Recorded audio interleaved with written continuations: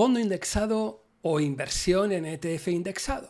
Esta es una de las grandes preguntas que mucha gente me está haciendo en los últimos meses, por no decir en el último año, ya que hay muchas dudas si es mejor al final entrar simplemente con un fondo indexado que tiene sus ventajas o bien entrar a través de un ETF. Cada uno va a tener sus pros y cada uno va a tener sus contras. Por eso la respuesta no es tan sencilla como muchos sitios o muchos portales dicen. No, es mucho más fácil hacerlo a través de un fondo indexado. Otros a través del ETF. Pues no, yo creo que depende de cada caso, merece la pena utilizar unos o merece la pena utilizar otros.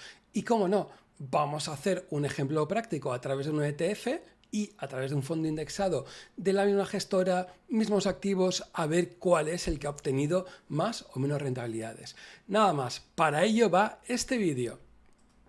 Bueno, lo primero, ¿no? Hay que ver cuáles son las diferencias que podemos tener entre los diferentes fondos indexados o los diferentes ETFs. Que puesto por un lado tendríamos los fondos indexados con sus pros, sus contras, y por otro lado tendríamos los ETFs con sus pros y sus contras. He puesto el logo de MyInvestor. ¿Por qué? Porque es donde yo recomendaría invertir desde el punto de vista de fondos indexados, y desde el punto de vista de ETFs pondría Interactive Brokers, que es donde yo recomendaría invertir a través de ETFs o de compra de acciones. Cada uno va a tener unas ventajas diferentes, ¿no? Pero bueno, vamos a ir por cada uno de los procesos. Primero, desde el punto de vista de fiscalidad, sin duda la gran ventaja son los fondos indexados. ¿Por qué? Porque nos va a permitir diferir el pago de impuestos. Diferir significa que no es que no vayamos a pagarlo, sino que lo que hacemos es trasladarlo a un futuro estos pagos. Entonces yo creo que es una clara ventaja. En cambio, en los ETFs, cada vez que compremos, vendemos, acabas pasando por caja, que es uno de sus mayores problemas, ¿no? Costes. Si utilizamos, por ejemplo, MyInvestor, la suscripción y reembolso de la mayor parte de los fondos indexados no va a tener ningún coste. Es decir, incluso podemos encontrarnos hoy por hoy que MyInvestor no nos estaría cobrando por depositaría. Entonces yo creo que es una clara ventaja. Nos dan cero de costes, ¿no? En cambio, por otro lado, tendríamos en el caso de MyInvestor, de Interactive Brokers, que nos van a cobrar una pequeña comisión de compra y venta, que es cierto que vamos a tener que comprar cada vez que hagamos una compra y una venta, vamos a tener que pagar, y tenemos la ventaja en el caso de Interactive Brokers que no nos va a cobrar ningún dinero en caso de depositaría. Esto que no nos cobren por depositaría lo hace tanto MyInvestor como los Interactive Brokers, pero va a haber otros brokers, otros fondos, otros bancos que van a cobrar por depositaría. Entonces tenlo en cuenta desde el punto de vista de si te merece la pena o no pasarte a MyInvestor o a Interactive Brokers o a otro broker que realmente no te cobre por depositaría, ¿no? Préstamo de valores, y esto yo creo que es un punto que muchas veces se nos olvida. El caso de un fondo de inversión indexado, esto no se puede dar, es decir, que no podemos prestar nuestro fondo de inversión para que otro lo utilice. En cambio, en el caso de Interactive Brokers, nos permite prestar nuestro ETF y de esta manera conseguir unos ingresos adicionales. No estamos hablando de unos ingresos brutales, ni mucho menos, como puede haber gente que puede estar pensando, pero la realidad es que hay unos pequeños ingresos. Y con estos ingresos, mi experiencia me está diciendo que más o menos te da para pagar las comisiones de compra-venta. Es decir, que si mezclamos, digamos, el tema de comprar ETFs con la posibilidad de prestar esos valores, porque lo tengamos, imagínate, para años, por ejemplo, la verdad es que los costes serían cero, ¿no? Es decir, que nos podemos encontrar la misma situación que podemos tener desde el punto de vista de MyInvestor, ¿no? Tema de rebalanceo de cartera, y esto yo creo que es una parte también importante, ¿no? En algún otro vídeo he comentado que el tema de rebalancear la cartera cada trimestre o cada año es un proceso que yo creo que es algo realmente bueno y que se saca en teoría una rentabilidad un poquito mayor, ¿no? Claro, rebalancear una cartera con fondos indexados es bastante fácil porque podemos encontrarnos que podamos hacer una suscripción o traspasar parte de nuestro, digamos, fondo indexado pues tan solo con 10, 20, 50 euros. ¿Qué es lo que pasa? Que si nos sale nuestro rebalanceo y tenemos que hacer un proceso de 50 euros, solo la operación de compra y venta de los ETFs puede ser mucho más cara que hacer por esos 20, 40, 50 euros. Entonces, si vas a rebalancear mucho o tu cartera es pequeña, realmente ir a ETFs no creo que te merezca la pena y te va a salir mucho mejor ir desde el punto de vista de fondos indexados. Luego, desde el punto de vista de costes de gestora, ¿no? Aquí suele haber, he puesto igual, pero suele haber unas pequeñas diferencias. A veces nos vamos a encontrar que los fondos indexados son más baratos que los ETFs y otras veces nos vamos a encontrar que los ETFs son más baratos que los fondos indexados, aunque tengan, digamos, el mismo subyacente. Y en el ejemplo que vamos a ver, vamos a poder verlo con un ejemplo, digamos, en concreto. Bien, he tomado, digamos, un ejemplo y he tomado de una gestora, Vanguard, para el que, como quiera, digamos, decirlo, y he tomado un fondo indexado que hace una réplica del US500, ¿vale? Y también hace el SP500. Alguno puede decir, ostras, ¿por qué no llaman igual Standard Poor's 500 y el US500, ¿no? Normalmente, fijaros que muchas veces nos vamos a encontrar con empresas de creación de indexados, como puede ser MSCI, Standard Poor's, etcétera, y que tienen que pagar por la creación, digamos, de estos índices, ¿no? Entonces, que pongan US500 es una forma de ahorrarse una cantidad de dinero, aunque la realidad es que muchas veces nos vamos a encontrar que es un fondo de inversión o un ETF que realmente invierte los mismos valores. El TER, 0,10% en uno y 0,07% en otro. El TER es el total de gastos que va a tener el fondo de inversión o el ETF y es un punto a la hora de tener en cuenta cuánto nos van a cobrar por mantener, digamos, este fondo de inversión o este ETF. Y el ISIN aquí os dejo para que cada uno pues, pueda echarle un vistazo si quiere y sin más para comprobarlo, ¿no? Como datos interesantes, sobre todo ver las posiciones que tiene, digamos, cada uno de ellos, ¿no? Para ver si realmente estamos hablando del mismo fondo, de la misma inversión, mismo tipo de cartera, ¿no? Entonces, si os dais cuenta, Apple en un lado tiene un 6,05, en el otro lado nos encontramos un 6,05. Microsoft 5,56, Microsoft 5,56. Si vamos al último, JP Morgan Chase & Co. tendría 1,22 y 1,22%. Es decir, que nos estamos encontrando con una gestora, Vanguard, que estaría, digamos, replicando un índice, que sería el Standard Poor's 500, y que va a cobrar un TER, digamos, un poquito diferente respecto a entrar por ETFs o entrar desde el punto de vista de fondos indexados. Entonces, alguno que vea estos datos así sin más podría pensar, ostras, Josian, aquí, digamos, lo más interesante sería entrar vía ETF. ¿Por qué? Porque nos sale un poquito más barato, nos están cobrando un 0,07% en vez de cobrarnos un 0,10%. Entonces, ¿es cierto? ¿Es verdad? Entonces, la idea, vamos a ver si es cierto o no, ¿no? Bien, nos encontramos, fijaros lo que antes habíamos hablado, tienen totalmente invertido, renta variable 100%, renta variable 100%, y tiene unas pequeñas posiciones cortas que normalmente son de coberturas. Uno tiene un 0,2 y uno tiene un 0,01.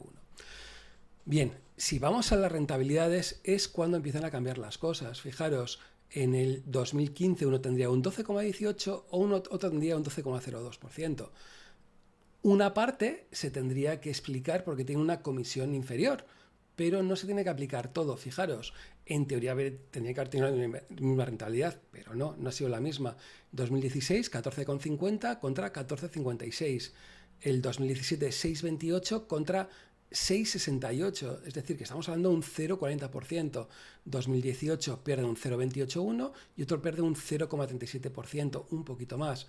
2019 gana 33,01, lo que podría ser el fondo indexado, contra un 32,98% el ETF. 2020 7,94 contra 7,73.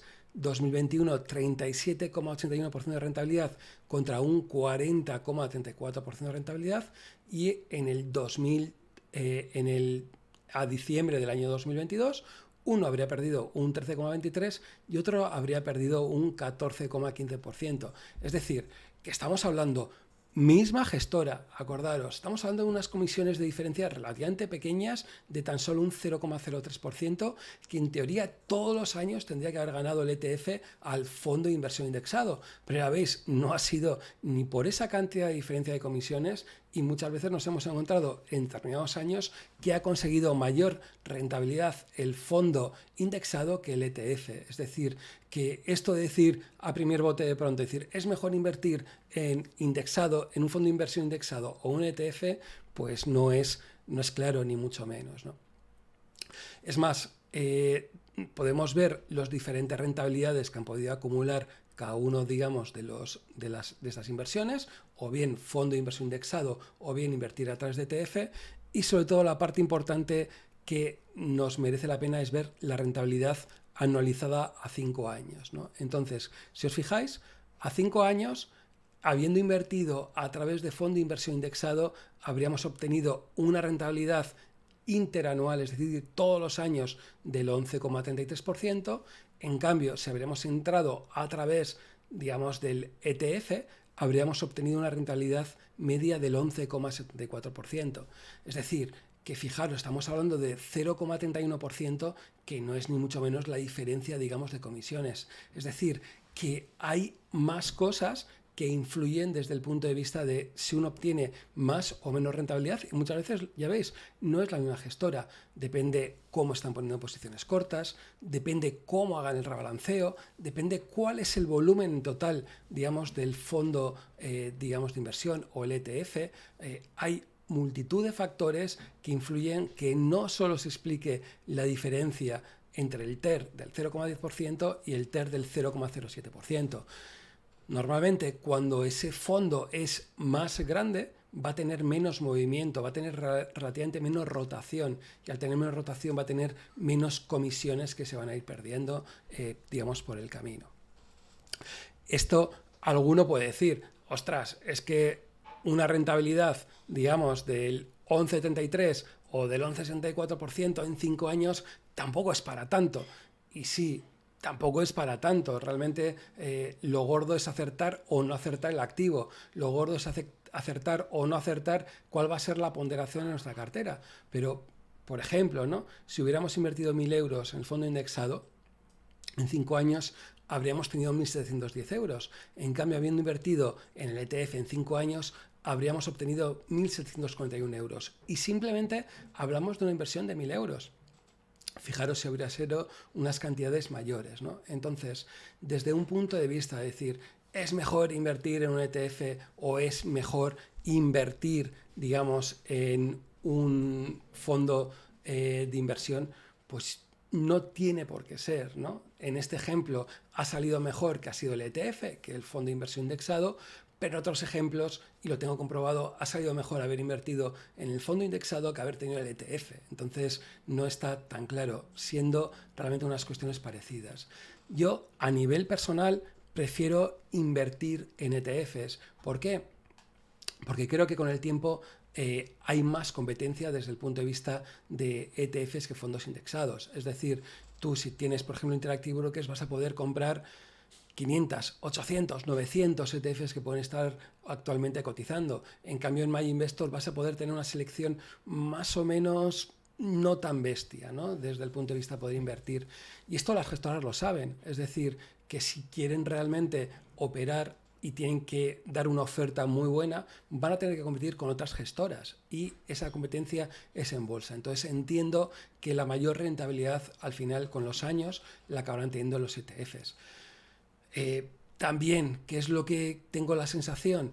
Que esto no tiene por qué aplicarse, como antes decía, para todas las carteras. Si vas a invertir una cantidad relativamente pequeña y vas a hacer un dollar cost average, es decir, que vas a invertir poco a poco, los costes que te puede suponer invertir directamente en ETFs no va a merecer la pena, y lo que más te va a interesar es haber invertido, digamos, en fondos, digamos, indexados. Y nada más, espero que te haya gustado el vídeo, espero que te haya parecido interesante la comparación, ¿no? Como misma gestora, mismos activos, y luego al cabo de 5 años tiene una diferencia de rentabilidad que es más o menos destacable. O sea, que no estamos hablando que es un 0,00 algo, no, estamos hablando de unas cantidades pues realmente destacables, ¿no? Y por eso tampoco yo creo que hay que hacer de pensar que siempre mejor haber invertido en un fondo indexado o es mejor invertir en un ETF. Va a depender de muchos factores y va a depender de cada uno. Y no es ni mejor uno ni es mejor otro. Nada más. Si te ha gustado el vídeo, dale un like, y como no, si te ha gustado más todavía el vídeo, ¿por qué no? Comenta. Es, yo creo, una de las cosas más interesantes de todos los vídeos y de hacer este canal. Nada más, hasta el siguiente vídeo.